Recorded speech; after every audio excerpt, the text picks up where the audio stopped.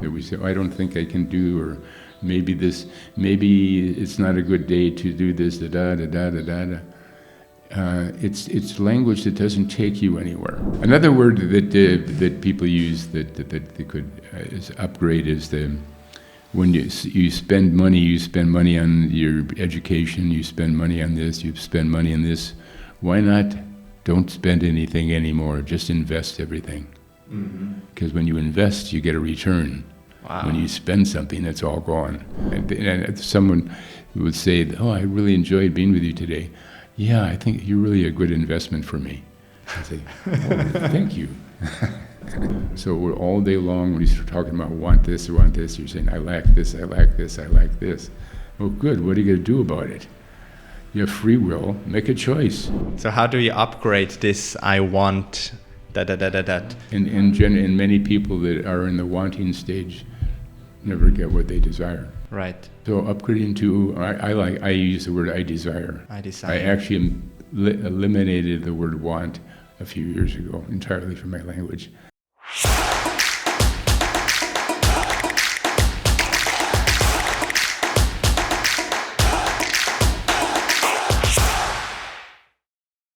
Welcome back to the Plant-Based Podcast Asia.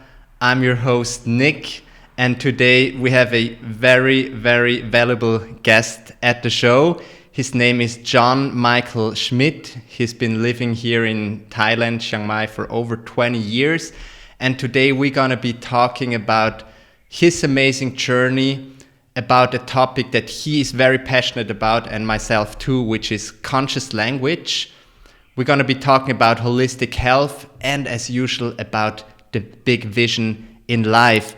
John, welcome so much to the show. Thank you very much, Nicholas. I'm very happy to be here. Yes, so usually I kind of summarize the journey of a person, but today I think there would be so much to talk about. I let you do it by yourself. Like, you can share with the audience about what brought you here to Thailand, and maybe some key milestones in your life that made you who you are today. The reason I came to Thailand actually was that to see my good friend go through the monkhood at Wat Suan Mok. And that was very eye-opening for me, as I stayed in his little QT, a little small apartment, we'll say, that's about 10 feet tall and 12 feet wide, and I slept on the cement floor. I very much enjoyed going with him as we went into the city and with rice, and gave rice to the poor people who were waiting there for us at 4:30 or something in the morning. That was very special for me. Wow. And so I was appreciating Thailand more and more and more. Which year are we talking? 1985. Uh-huh. Yeah. And then came back in 1997 into Phuket, where my friend had moved as he came out of the monkhood. And I stayed with him for 5 months while I took a sabbatical on my organic food company, and came back, and I was ready to move here. And so I came through Chiang Mai on a trip through Vietnam and Cambodia, and then came in Laos, and then came back from Luang Prabang through Chiang Mai, and I said, Chiang Mai feels so good. I think this is the place I desire to live. You mentioned your organic food company, and later we're also going to be talking about holistic health, but maybe you can already quickly share about this now, since, as you know, I'm also doing plant-based foods and into organics. So what were you doing back then exactly with your organic food company? Yes, well, first I'll preface this with the time in Milwaukee, Wisconsin, where I grew up, which is about 50 miles from Chicago. And my girlfriend mentioned to me that, why are you eating all this crap? Why are you eating all this crap? And I said, what crap? And she said, the food you eat. I said, well, you know, what's different? She said, I'm going to take you somewhere new tomorrow. And this is in 1971, I believe. She took me into a natural food co-op. And for the first time in my life, I saw things like brown rice and whole wheat flour and all these things. And I thought I couldn't believe that there was all this, the whole another world of natural foods that my parents didn't even know existed for sure. They didn't know that there were health food stores, etc. So, but I was drawn to it immediately. I thought, this is the way to go. At first I looked at brown rice and I said, why is it brown? It's supposed to be white, isn't it? That's how little I knew. And so then I just plunged in. I did 180 degrees in my consciousness at that time about this is the path I desire to follow. And that 180-degree move in consciousness was just initiated by the natural foods, or what were the other drivers?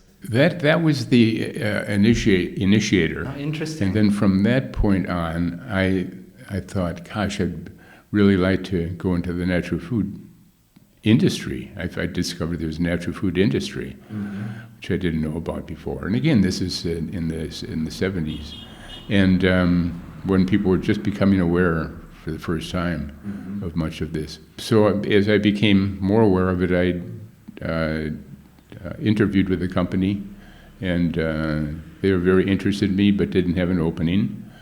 And then about 3 years later, I called them up, and I was interested in seeing if they had any openings. They said, we do have an opening. Where are you living? They said, oh, I'm living in Kansas City. Oh, that's where we're looking for someone. Oh. I said, what's your name? I said, John Michael-Schmidt. He said, oh, just a minute. That sounds very familiar. She came back and she said, the president of the company who left said, if there's any chance to hire this man in the future, please do so. And she said, essentially, you're hired. And I said, over the phone? She said, yeah, I trust my former president. I said, okay, that's wonderful. And then I met with them. And so I became a sales rep for a distributor of maybe 7,000 items. Now distributors carry about 30,000 items. And so this was very good for about a year or so. And then I decided to, I moved into a macrobiotic family where we were just eating brown rice and miso soup and Japanese foods imported. And I worked with them for a while.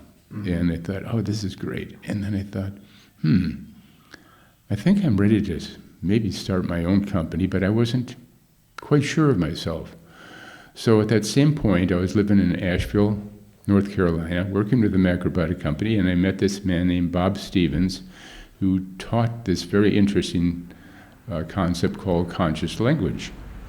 And I listened to him, and he was so funny that he caught me. He caught my interest and caught me everything he was talking about in holistic health, and he hadn't started on the language yet, but that was soon to follow. And what he realized when all of the trainings he did was that sometimes people were so successful with what they had, they said, "Oh, I don't believe I deserve this," and they said, and he was so disappointed to hear their language, which was, after they had just done something amazing and then they're saying, I don't deserve this. I don't believe. How do I deserve this? So he said, oh, well, then I have to create a new language. I have to create a way for people to speak, to affirm what's true for them, not to deny it. And so he created a course called Conscious Language. I was in the very first class. And I came out with it with the idea that I can create my own company. I have the courage, I have the confidence. Wow, gives me goosebumps right now. Because interesting now the bridge that you're making from, working at these companies before and then thinking, well, maybe I could do my own company. And then you were introduced into this new model of language, this conscious language. Right. And that gave you the affirmation that you can do it. So tell us more about it. What happened? Well, and specifically that in the past, and it's kind of surprised myself because I played sports a lot. I played 50 different sports, okay, just to, for the fun of it, just to make sure that I could be good at every one of them. And I was. And so I was I could take on sports very easy, but when it came on to business or to working in the industry, natural food industry, I wasn't so certain. And I would realize, well, why? And I said, well, because maybe I'm not good enough, or I'm not smart enough. And no, you are. You're good enough and you're smart enough. Oh, that's what we just learned. Oh my gosh, yeah, I do have all the talents I require to do this. And the only thing that's keeping me from it is my little voice up here questioning it, saying, oh, maybe you shouldn't do that, or maybe you're not smart, and maybe maybe you don't have the willpower to go through this. So I took the course, and after the course, I was affirmed. Every time this little voice came up, I said, no, thank you. I'm doing this, and I'm attracting all the people required to make myself and my company successful. Wow. And I was so certain, and the certainty just carried me through the entire time of the first year, which was so challenging, creating your own company and attempting to do so many things and not have so much support. So what I did is create, my company's name was Sunbelt Organics, and we were a natural food organic broker. And what we did was we represented all the top names in the natural food industry, and we would become like their sales people in the area of Texas, mostly, and Arkansas, Louisiana. And one of my primary accounts was Whole Foods, which is a pretty well-established name now, and recently bought out by Amazon, but still having great products. And I became friends with the founder of the company and played basketball with him and sports with him, and that helped a little bit. Founder of Whole Foods. Yeah. And so I would be calling on his stores and showing them different products, and they would say, "Oh, aren't you a friend of John Mackey?" I said, "Yeah, how'd you know that?" He said, "Oh, it's just people talk." And they said, "Yeah, thank you very much." And so that helped. It made things easier, having his friendship, which I didn't use, and he didn't offer me anything special, but just the fact that people saw me and connected with him assisted me in my success in making all these different companies that I represented successful. So over a period of 12 years, and starting with myself, and at the end of 12 years I had, I think, 16 people working with me. And after all that time, I sold my company to a friend of mine, a very good friend of mine, and we're still friends. And he's got a company that covers the whole world, the whole country. He has a brokerage in every single part of the country. And so then I said, well, good, it's time for me to retire and start traveling around the world and end up in Thailand, hopefully, because that's where I desire to live. Wow. So you sold your company, but the conscious language, you kept that with you, I assume, right? Yes. Because that has been shaping and shifting your life since that day that you did the course and then also founded your company successfully. Now let's talk more about conscious language for someone who is not familiar with the concept of conscious language. What is it about? You already made a small example, people saying, I don't deserve this. This is so good. I don't deserve this, right? Or this little voice up here. Now, let's start with the basic concept of conscious language first. There's so many questions. Well, if I could put it in one sentence, okay. I would say, when you speak from your heart, you are not required to think about what you are saying. Wow. So I could walk out the door now because I feel complete in telling everyone that, but that's the truth of the matter. When we speak from our hearts, it is very easy and it's very true. When we speak from our head only, there's a lot of possible mistakes involved, or errors, or misunderstandings. And so what conscious language is about is upgrading our language, choosing those words which support us in manifesting that which we desire in our lives, that which we desire to create. Can you give 2 or 3 small examples how you would upgrade the language from the regular language model to a conscious language model? Yes. Well, one of the examples would be when I created my company, I was the only person there, and I constantly would come up with, maybe you can't do that, can't find somebody. I said, no, I will attract those people who I require to make this company successful. I have free will to make choices and to choose those people who I think will resonate well with my company and have the same vision that I do, or similar vision. And so I had to remind myself of this in my own internal dialogue constantly.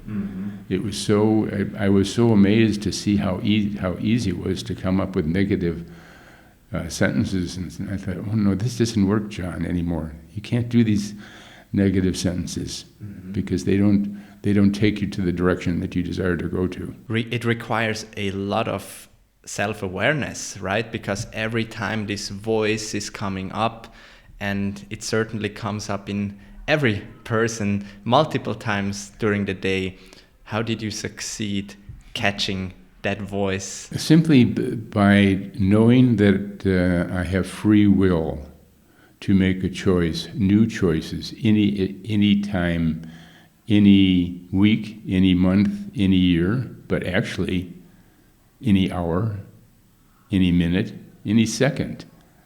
You can be walking straight in a straight line and see, oh, I'm going to turn around and walk the other way. And we forget that we have this ability to make choices, better choices than the ones we made. And to have this in a forefront in our mind constantly, that we can change. Some of the words that we use, and if I use the word, first of all, I can, I am, I will, I choose, I have, I love, I create, I enjoy. Now, if we took the word love into that, you said, I can love, I am love, I will love, I choose love, I have love already, I create love, I love love, I enjoy love. So these are all ways of upscaling and the words that we're using, I am, I can, I will, are very, very powerful. Some people might start a sentence with, I don't think that. Right away they're going in a direction, they're creating a negative that's unnecessary. Rather they can say, they could have easily said, I'm quite sure that we can, instead of, I don't think that we can. And it's really about listening to our internal dialogue a lot, because that's the one that's sneaking up on us and denying us of our glory and of our triumphs. From your experience, how does this language manifest in our lives? So let's say some people, they're listening to this now and they may think, well, doesn't really matter if I say I don't think so, or like I'm quite sure, right? So how can these minor upgrades, or they may seem minor, but they are actually huge, right? How can these small upgrades in our language have a tremendous or big effect or impact on our lives? How does that work? Yeah, well, it's simply because we're going from we're doing a language that's full of commitment and purpose, understanding, love, compassion, etc. It has all the attributes which enable it to be successful. When I hear somebody say something negative, I actually repeat what they say to them in a positive way. and then they smile and say, "Oh, you got me again." But it's so easy to shift this, and it's a bit careless of us to speak the way we do many times. That we say, "Oh, I don't think I can do," or maybe it's not a good day to do this. Da da da da da da. It's language that doesn't take you anywhere. Mm-hmm. It's one thing to be cautious, which is good. You say, I don't think we should step in front of that train to prove that we can our strength. So it's really becoming aware of our own language and say, is there a better way to say that? Is there a more uplifting way to say that? Is there a way that would get it right to the point? And it's not about fancy words or increasing the vocabulary. It's actually eliminating the negatives in our life. And as we look and as we examine our own internal dialogue, we say, wow, you look in the mirror and, oh, my hair doesn't look very good. Instead of, oh, my hair looks great. And it's not. Nobody's there to award you a plaque or tell you, oh no, you're right, you're wrong. This is just for our own well-being. And what I've done, one of the things I've done with this is that as much as possible, I send people love constantly, all day long. When I'm looking at them, when I'm thinking about them, and it's very reassuring to me, for one thing, and it feels very good inside to do this. Mm-hmm. So when we get into language that emphasizes love instead of fear and uncertainty, we generally have a very good outcome. So I hear from you that conscious language is a language of purpose and of commitment, right? Of self-commitment. So therefore, it would naturally lead to greater results, or to actually manifested results in our lives. Would you agree on? I would agree on that. Yeah. And before you summarized conscious language in one sentence, and you said it's the language from the heart.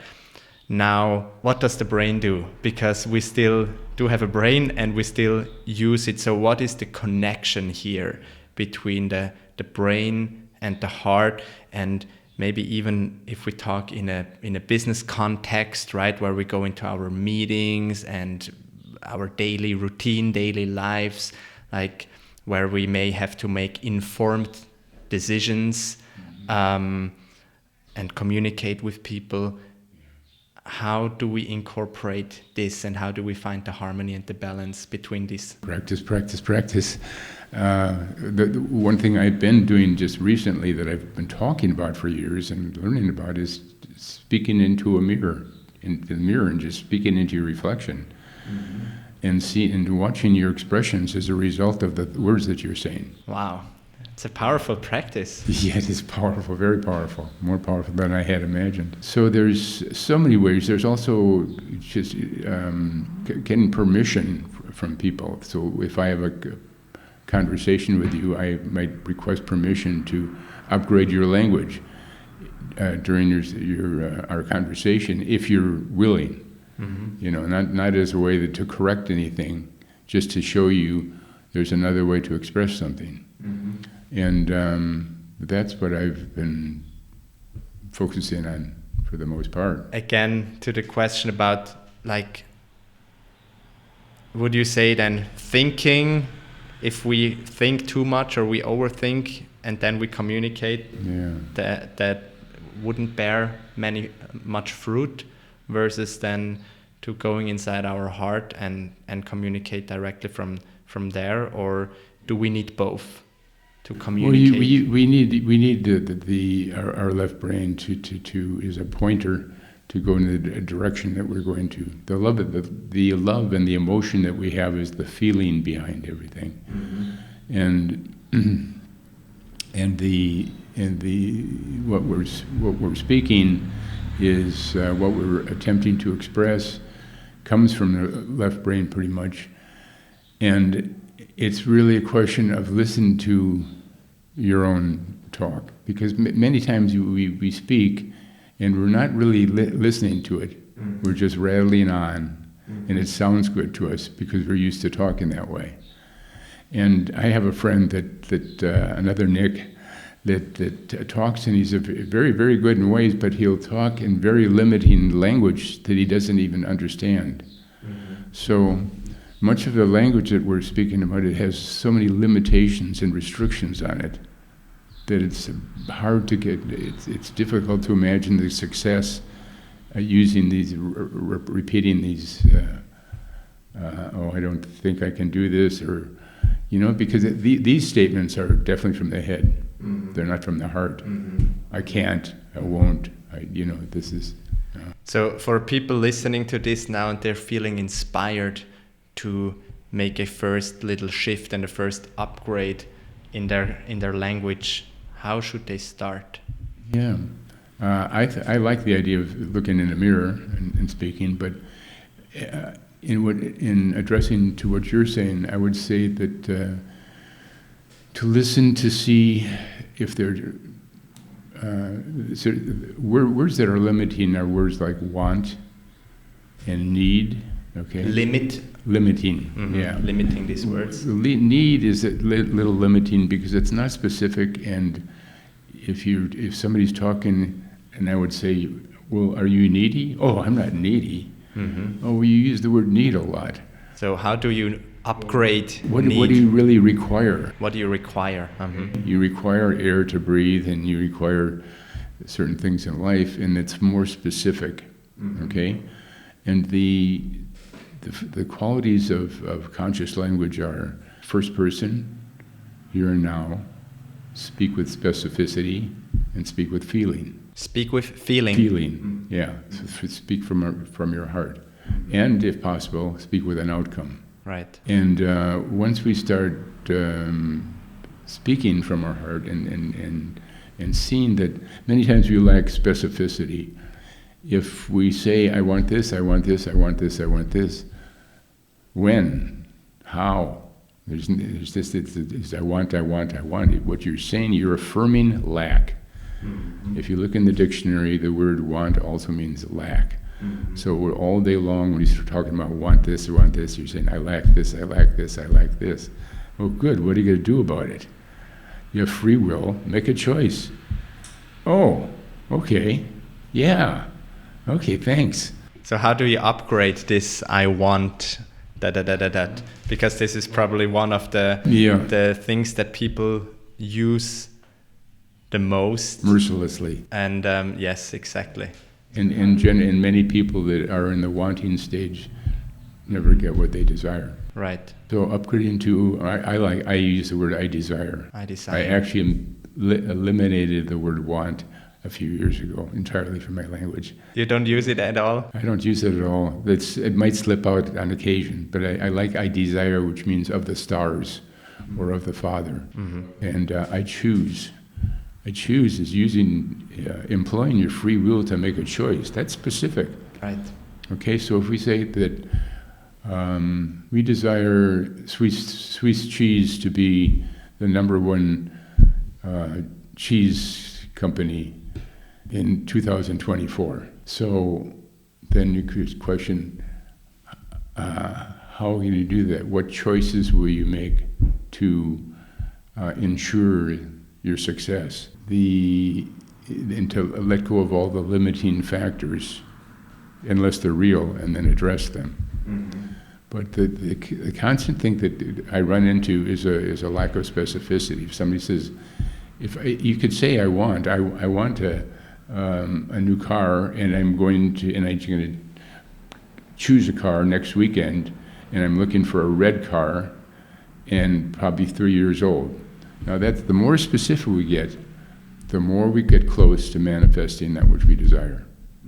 We don't realize that many times that we're lacking specificity. Yeah, this is something I've came to learn also in the past few years, and also at our company with some of our members, we're working with we call them the PDGs, the personal development goals. So there are some personal goals that are beside work, or it could be something also in the job. And I also create them for myself. And I realized that the more detailed I actually write them down and I commit to, okay, this year, this is my goal, and this is why it matters to me, and these are the action steps, and this is how it looks like when the goal is reached. So give you one example, and maybe you can upgrade that even more. Last year I desired to start to learn Chinese, and instead of just writing down I want to learn Chinese without not knowing where I'm going, I specifically wrote down my goal until end of last year 23, like how many words, active vocab, I roughly want to know or desire to know, how many words I can read, how many I can write, what am I able to say, like introduce myself, have a very basic conversation. And all the goals were reached, like this personal development goal was reached, and now I continued this goal and some others, and I wrote it down even more specific. So you think this is the right way to do it? Because I realized also, like, the more specific we are, basically it's all about being very specific, create a action plan how to get there, and what time, and the time, and the time. When will we complete this? Right. When do we start, and what's our completion date? Yeah. Right. And then it's basically just a matter of discipline and follow it. Yeah. Yeah. Wow. Another word that people use that they could is upgrade is when you spend money on your education, you spend money on this, you spend money on this. Why not don't spend anything anymore? Just invest everything. Because when you invest, you get a return. Wow. When you spend something, it's all gone. But it's the same situation. Money goes from here to here. Yeah. So And using investing money instead of say investing I spend money, and investing time, and investing energy, and investing anything that's a worthwhile investment. Yeah. Wow, I like that a lot. Yeah. And someone would say, "Oh, I really enjoyed being with you today." Yeah, I think you're really a good investment for me. I say, "Oh, thank you." Thank you so much for investing your time today, John. You're welcome. My pleasure. Most people forget they have free will. I'll forget I have free will 20 minutes from now, and then and something will come up, and I say, "Oh no, you can make this choice instead. You can make this choice." If people have free will, and if people have free choices in their lives, then would you say they're also responsible for their lives? It just requires self-awareness, to be open to change, and to see if that looks really good. Maybe I should try that out. No, I will try that out. I will try that out. Yeah. Right. And I think I'll eliminate the word maybe, because it takes me nowhere. The words I could, I can, maybe, they're all limited in the sense of not specific, not direct, not strong enough. Yeah. Yes. The stronger our language becomes, the more focused our language becomes. Knowing our outcomes, we move forward through our lives with grace and ease.